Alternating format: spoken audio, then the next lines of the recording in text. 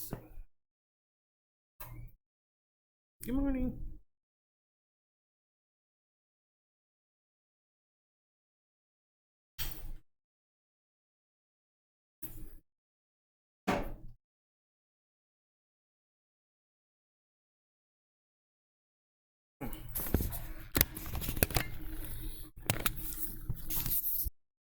You refresh your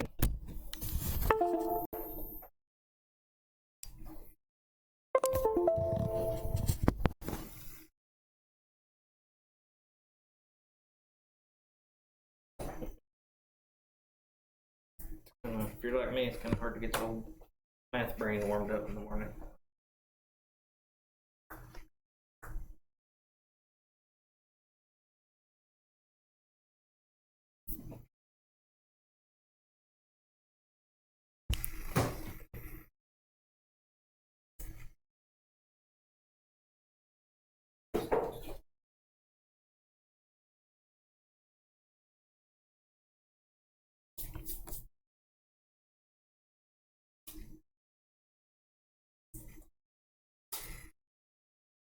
It should be easier.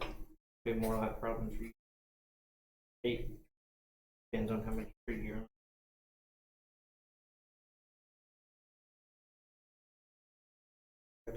Kind of started out with some of the more confusing problems, probably just because you're probably not used to taking domain and range off of it.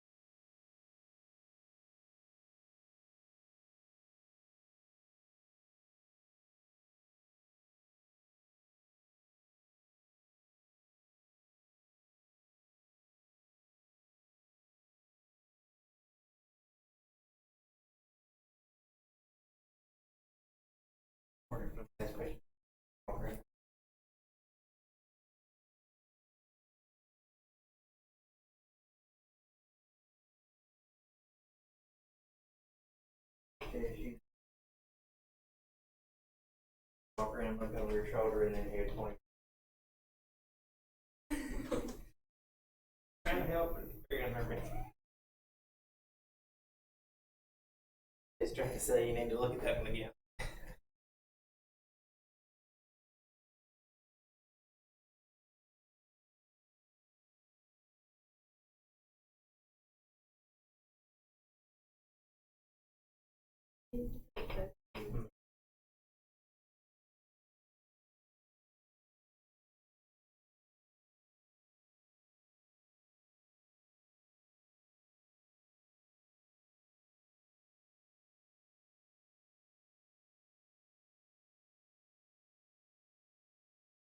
Did Miss Conway make you work quietly on your own a lot?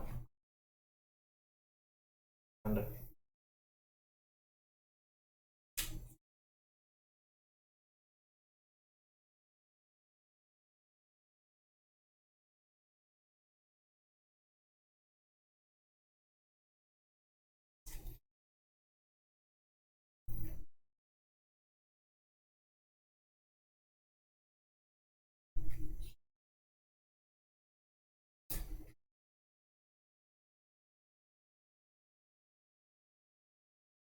So I did think about another way of thinking about number one. Although I'm a nerd, and that's what you do. You think about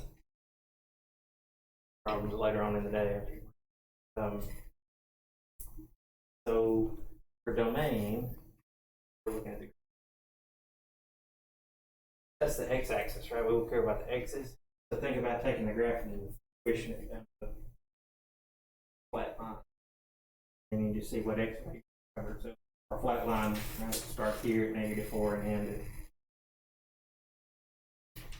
And then with the range, you do the same thing, but you squish it onto the y-axis. Take the green line and we squish it onto the y-axis. And 3, here's where we're thinking about squishing it down to the axes. Another way to think about it. How do you do D and E? D and E. D, looking for where you have a y value of 2 on the F graph. Looks like you'll probably have 2 answers. And then E, you're looking for where the function g crosses the x-axis. So that would be a y value of 0.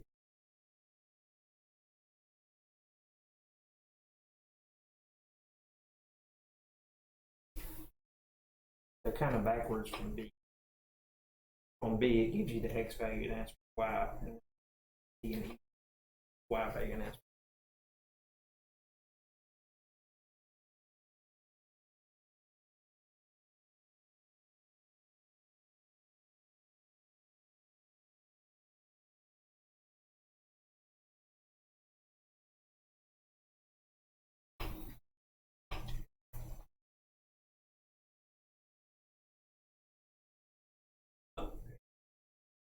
Yeah, let me just tell you.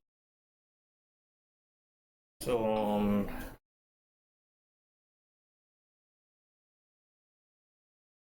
what number was that one on? Did I give you 4? Okay. All right. But anyway, we can still talk about it. That's all right. On 4D, there's a weird symbol in there. It looks like a triangle. We'll see it again later, so we might as well talk about it since we brought it up. So inside that function, it has like this. That's just the Greek letter delta. That triangle is.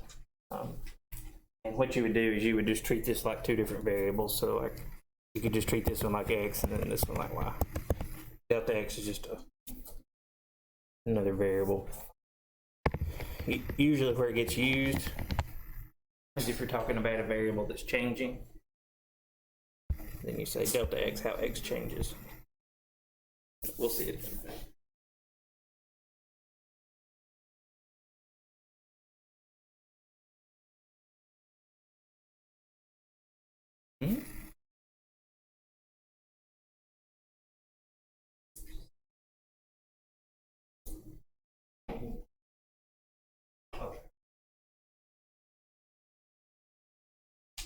Okay. So.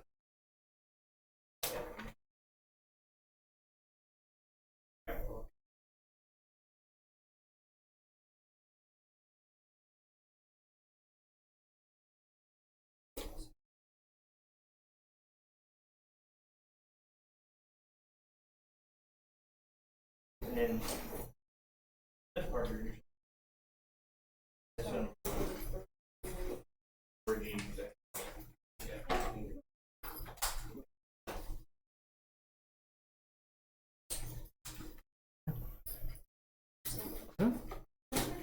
Yep.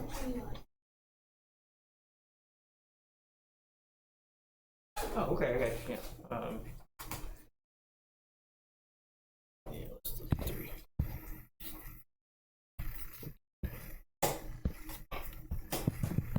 So, just kind of want to. In here, we're not super concerned about having everything as simple as it can be.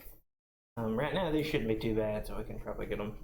We just want to combine like terms and all that. So let's see. Do you have a particular part you're looking at? Okay, no problem. So part A is find f of 0. Okay. So there we're just evaluating, so plug in, yeah, just plug in 0. No, it's okay.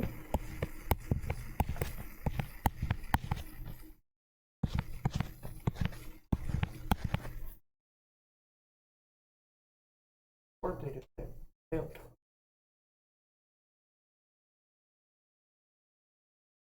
Question.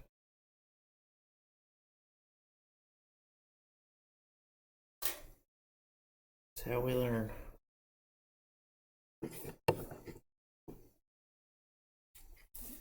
Point of the lecture is not to tell you everything you need to know, it's to get you set up where you get the right question.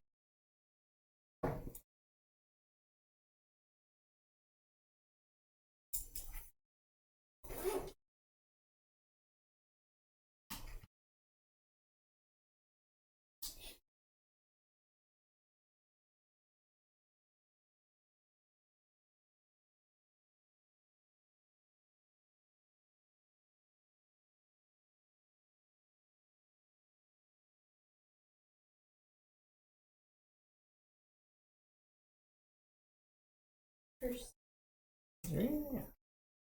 The C is a little weirder because it doesn't give us a number, it gives us another letter. So these look confusing, but they're even easier. Because all we do is everywhere we have an X, we just put a B. That's it. Yep, as far as we can go.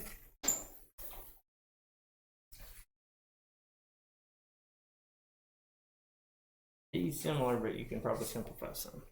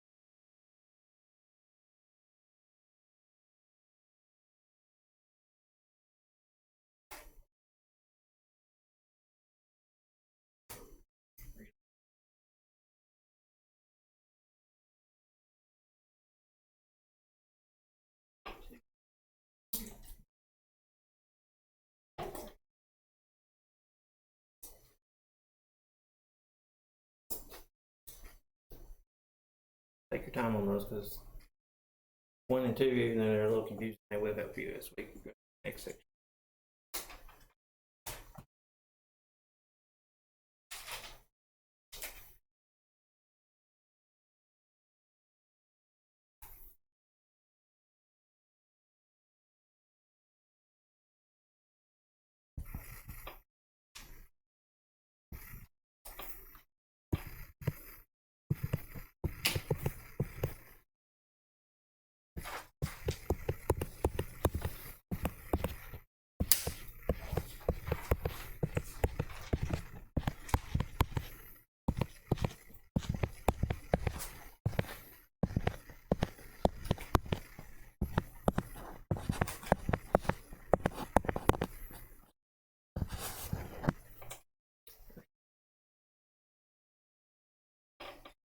Got a little sloppy at the end.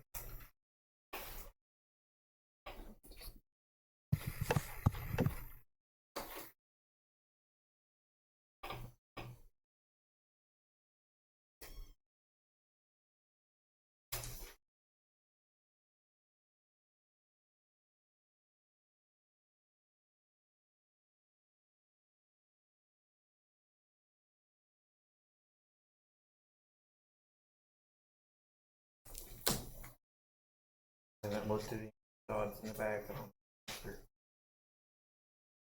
simplifying on these.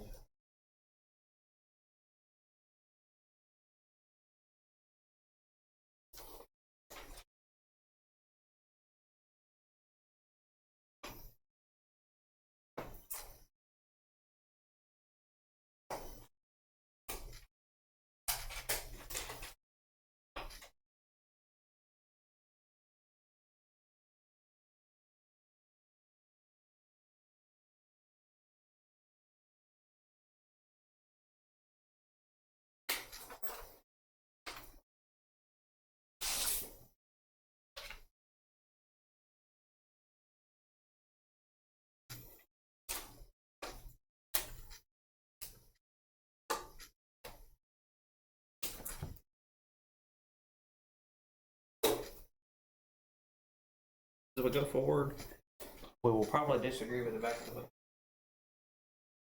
board.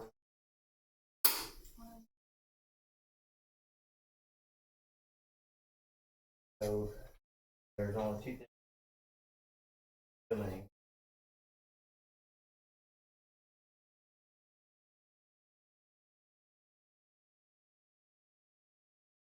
We don't have it.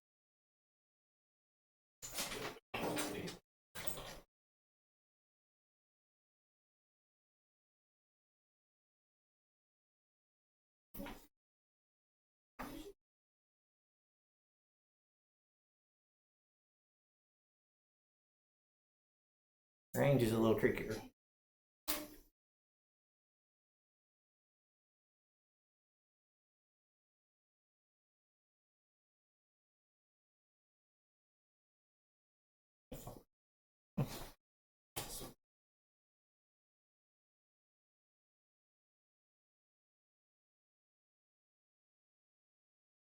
Yeah, you can do decimals on 8, that's fine.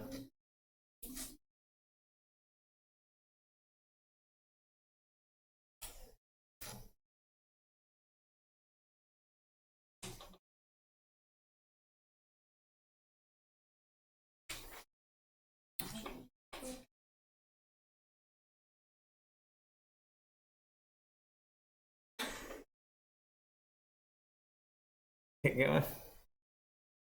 So if you get 1350 right now, you're just thinking on it and we'll.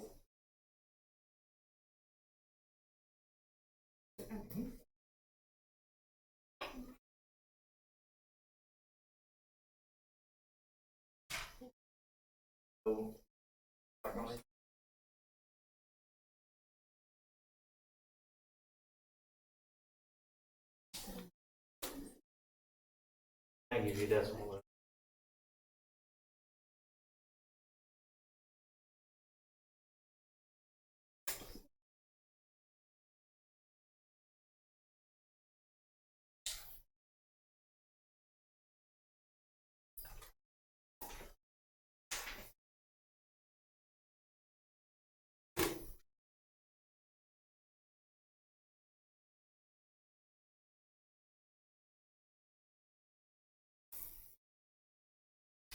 So I'm okay with decimals on 8. Ideally, and I'm not good at this either. Ideally, what we need to try and work on is remembering some special values of pi for sine and cosine. So I'm talking about like unit circle stuff. Let's see if we got a unit circle. Not, I'll print you out one.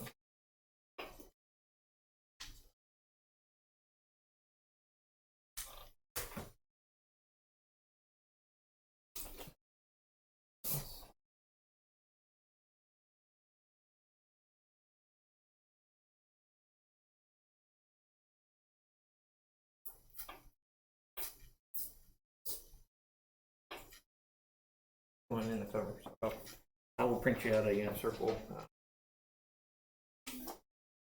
Eventually.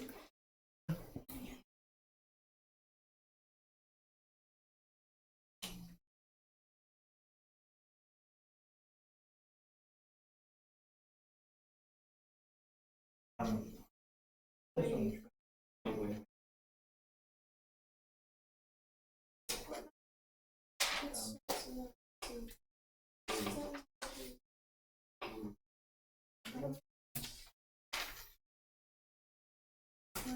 Right.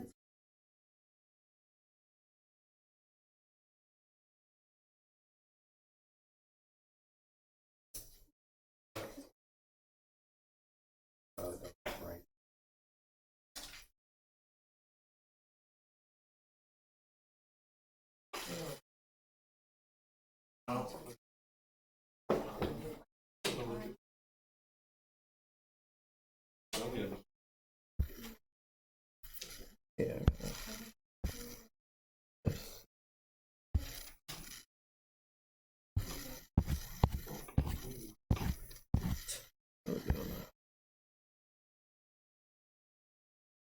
Oh, yeah, I was way overthinking it.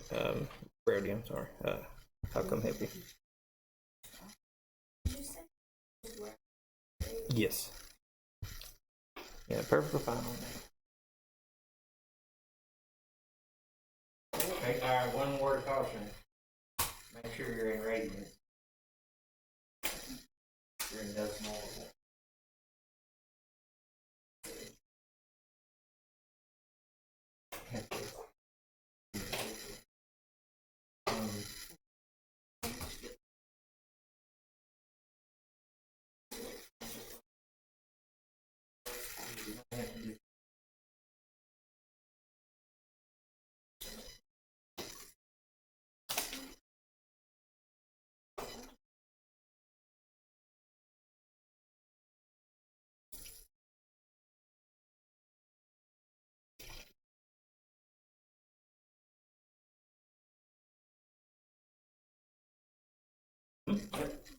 Yep.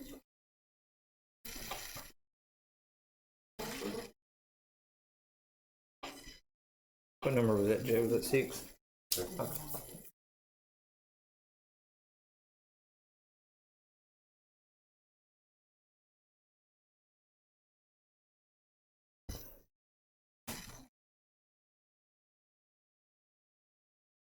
Just make sure you're in radians. If you need help changing, let me know. 13 we're gonna pretty much do together, I think. So. Hang on here a second. Yeah. No. It's just a thinking question. There's really no work to it. You just have to think about it.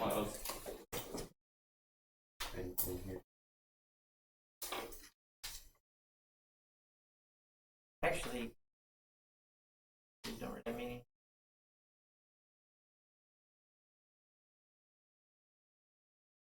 I'll just give you the T. Yeah, let's do one on number 6 just because the simplifying is a little algebra heavy, and then we'll look at 13. So on 6D, it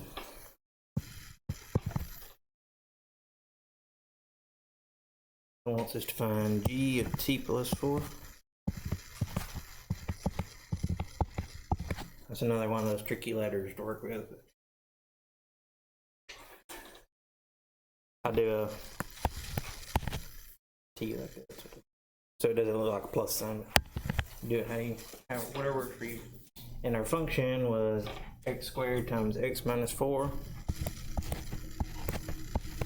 So we get t plus 4 squared times t plus 4 minus 4.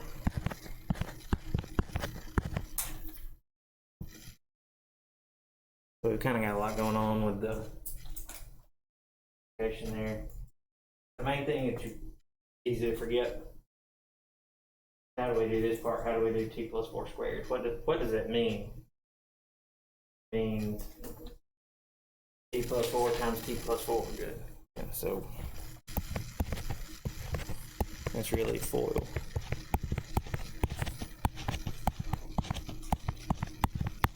What it's not, what I'm trying to point out here, is it's not t squared plus 6.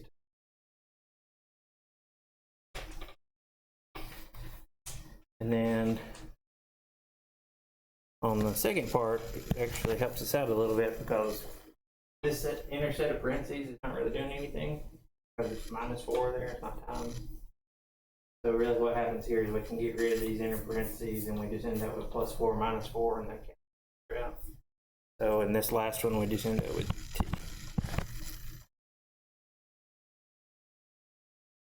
Multiply that out in any order you want to. I'm going to FOIL the first two. So.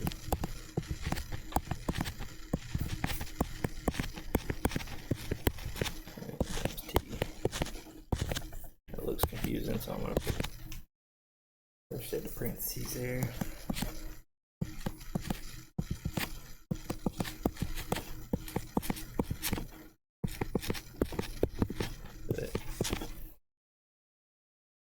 So There's a little bit of a shortcut. It doesn't save a lot of time, but it saves a little bit of time when you pull this out.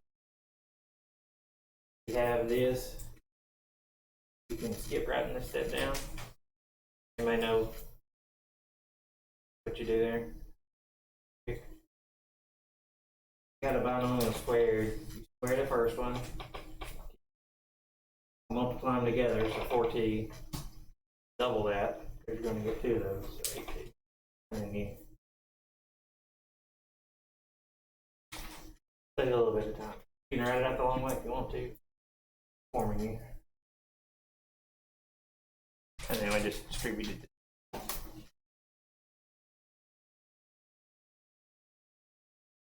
See, for that one. Distribute that. Yeah, I would. Yeah, I would. It's easy. Just one more step. So. Just treat it just like an X. Different variable.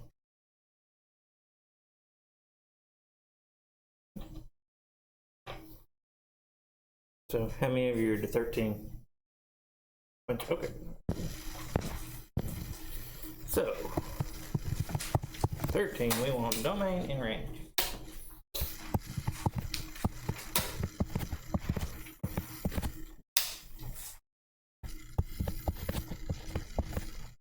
Domain on this one is so easy, it makes it confusing. Remember with domain, the only 2 things we're going to have right now that can cause us to have to leave any values out of our domain. 2 situations are if we have a variable in a denominator, fraction here, or if we have a variable underneath the square root, set them both here. So if we don't have either one of those, you can just jump back to all real numbers or negative infinity to positive. So we don't have any reason to leave a number out or x's.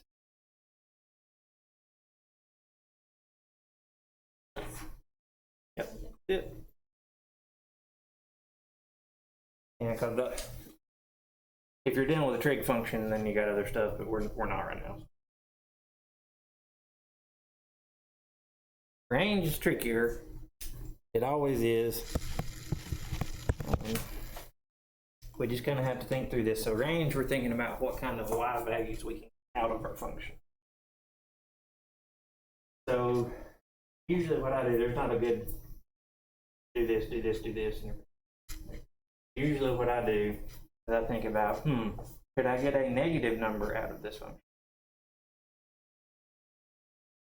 So I think about, like, what if I plugged in -1? What happens? I have -1 squared, so it turns positive. This is positive, so. And if you want to be extra sure, you can say, okay, well, let me try a positive number. So if I want to try +1, then it's positive times positive, it's positive. So I'm not seeing any way to get a negative value out of this function. So I don't think I can get negatives. The other one I try is, can I get 0? I know I can't get negatives. 0 is not negative or positive. So can I get 0 out of this? What x value would give us 0 on this? 0. So 0 works. We can get to 0. Can't get negative values. That means we're going to start with 0. So we can get any positive value we want out of it. So the way we write that down is we want to include 0. And then we can go all the way to positive infinity.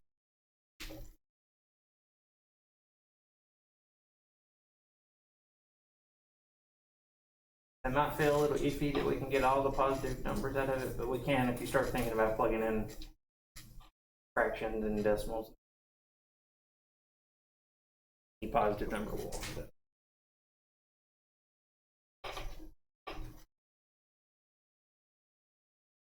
On 13, we didn't have any trouble with the domain. It was just the range that was a little tricky. What about 15? What do we have to look out for on it? Yeah, we got that square root in there. So if we have a square root, what do we not want to end up with underneath the square root? A negative. Negative. 0 is okay. square root of 0, 0. Don't want to end up with a negative. So then we have to answer the question for ourselves, what values of x would give us negative values?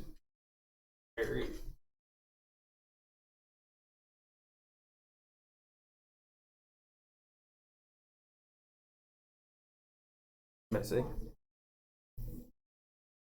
If you can't see it right away,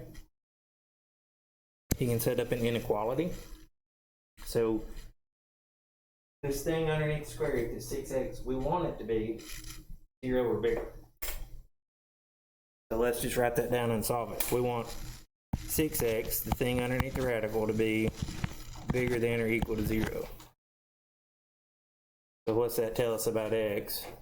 We can divide both sides by 6. 0 divided by 6 is just 0.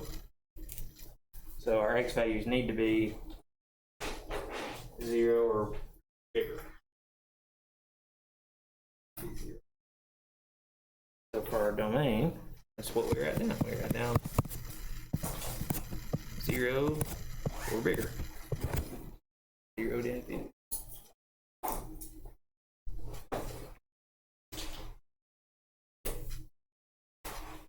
Okay. See you later. So then, the fact that our domain's not all real numbers kind of helps us on range. Because we know we can't plug in a negative value. It won't work. So we can think about, okay, what do I get out of this thing if I plug in 0? What would our y value be if x is 0? Okay, so I know I can go all the way down to 0 on the range. And I can't plug in infinity, but I can think about what happens if I plug in a big number. If I plug in 1,000, we'll call that big. And I get square root of 6,000. And you don't have to know what the number is going to be, but what kind of number is it going to be? It's just going to be a positive. And if we want a bigger positive number, we just plug in a bigger positive number. We kind of have that pattern there, so we can make our answer as big as we want to, but as small as we can make it is 0. So our range is also 0 to infinity.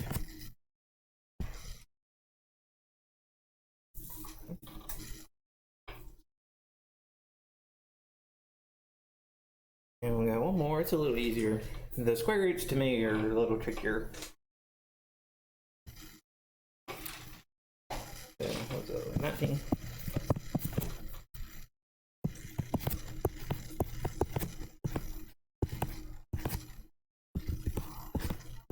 And 3 over x. So for our domain, we've got a fraction here. We've got a variable in the denominator. But what we don't want our denominator to be 0. So our denominator is pretty simple here, x. So it's easy to figure out what makes our denominator 0 if x is 0. Okay. It's not that easy. What you can do is you can take the denominator and set it equal to 0. Solve it for x. That's really trivial here. Okay. You set x equals 0, you get. So don't want x to be 0, and I don't know why I wrote a square bracket up there. We don't want x to be 0, but that's the only one we have to leave out though. Anything else? Okay. So the way we write that down again is we can start at negative infinity, and then we think about what's the first number that I run into trouble at, and that's 0. That's the only one we run into trouble at on this one. So we want to leave 0 out, so we use a parenthesis. That's not all, that's just the negative number. We want to get the positives that we can use also. So we're going to pick back up right after 0. And then we can go all the way to infinity. And then when we have two pieces like this, we use this U symbol. It's called the union symbol to glue those things together. And anytime you're having to leave out an individual number, That's what it'll look like. You'll have some range of numbers, then the number you're leaving out will be on both sides with parentheses. Because we could have something where we have to leave out more than one number. We didn't get one that complicated here, but so if we had to leave out more than one number, let's say we had to leave out like 0 and 1, then we would have this piece up to 0, and then this piece would go from 0 to 1, and we'd have one that went from 1 to infinity. You know, this little portion is always what it'll look like. It looks kind of like a face. This little portion will always be what it looks like when you have to leave out an individual number.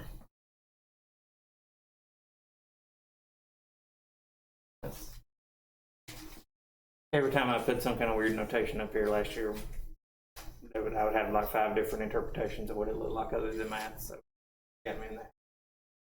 They'd be like, "Oh, that looks like an owl." Something. Okay. What about range?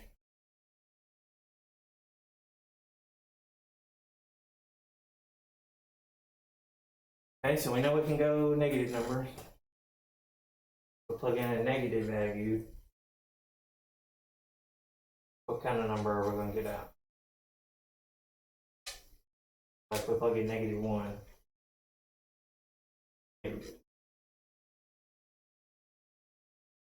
Okay, and here we got positive, so if we plug in a positive number, get positive. But we do have something we can't get.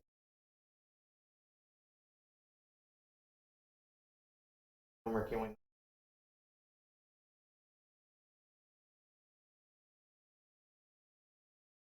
think I heard 0. 0. Why can we not get 0? Because we can make the number bigger or smaller, right? Like we plug in a big number, it makes the whole thing smaller. Plug in a small number, it makes the whole thing. But the only way we can get 0 is if maybe we could subtract itself from it, or we're multiplying by 0. Not doing those here, and we can't even plug 0 in the bottom. So 0's not going to be. Everything else we can get any size negative number we want, and get any size positive number we want, but we can't get 0, so it's going to look just like the domain again.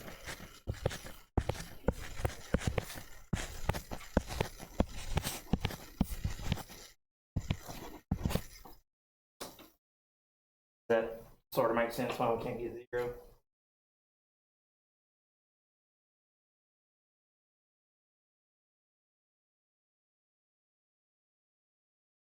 Usually the way we get 0 is we multiply by 0. We don't have that going on in this one.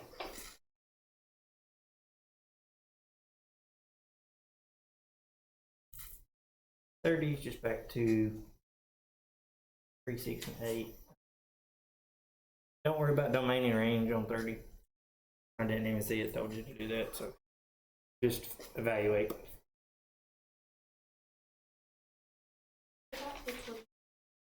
Oh, 21, skip that. 21's a good one. Another domain practice. We don't have to do range, thank goodness. Just domain.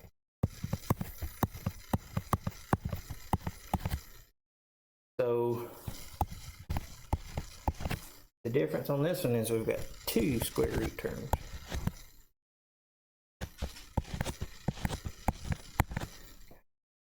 So if you have a situation like this, we've already seen we don't want a negative under the square root. So the thing with having 2 of them is you just have to think about they're both really picky. This one's going to have some numbers that we can't use. This one's going to have some numbers that we can't use. And we got to make both of them happy. So whichever one leaves out the most stuff, that's going to be our domain. And maybe that'll make more sense when we see it. So just treat them separately to start with. So on this one, square root of x, what kind of numbers can we not use? Negative, can't use negative. Can't use 0, but we can't use negative numbers. That part, if that was our only function, or the only part of the function. Did you say Yes. Because square root of 0 is 0. So just this piece. What about second piece? That's a little trickier.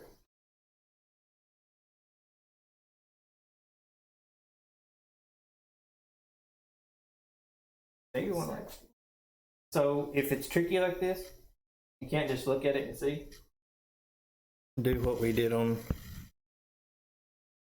over on the side. Take whatever's underneath the square root, set it greater than or equal to 0, and then solve for x.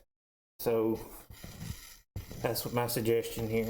I'm going to take this and set it equal greater than or equal to 0. Solve for x. So might have been a while since you solved the inequality, but the first step's no problem. We subtract 1 from both sides.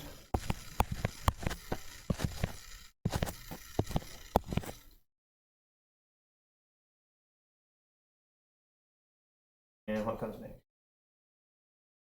Divide by -1. Okay, I'm great with that, but with inequalities, what happens if we multiply or divide by negative? Gotta flip the sign, good. So we want our x values on the second one all be less than or equal to 1. So if that was our only piece, we would say our domain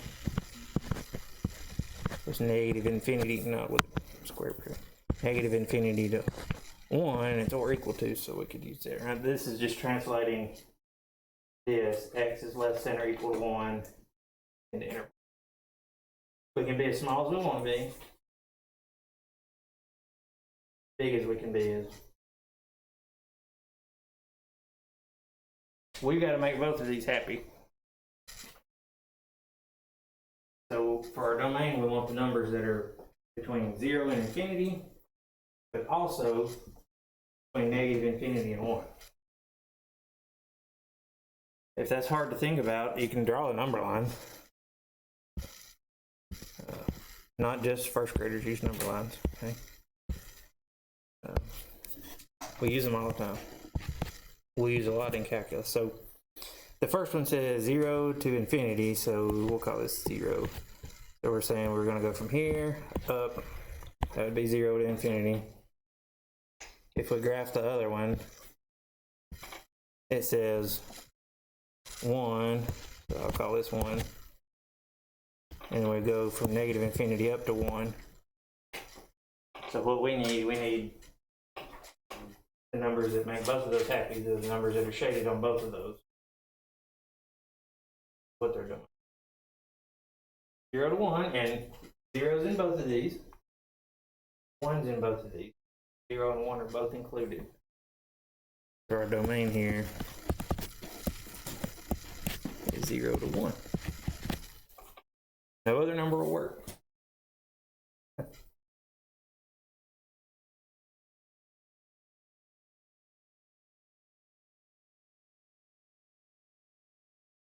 Plug in 2, this one's happy, this one's not.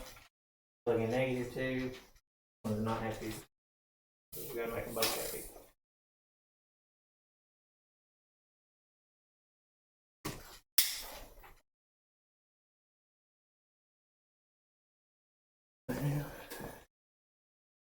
Guess what we'll be doing tomorrow? Finishing these.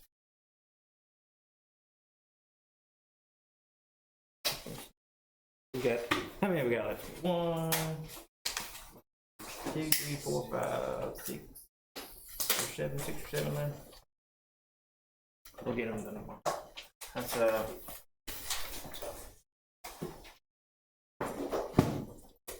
not to intimidate you, but when we get into some of the heavier calculus stuff, some days we might get like 2 or 3 problems done. They're not hard, they're just long.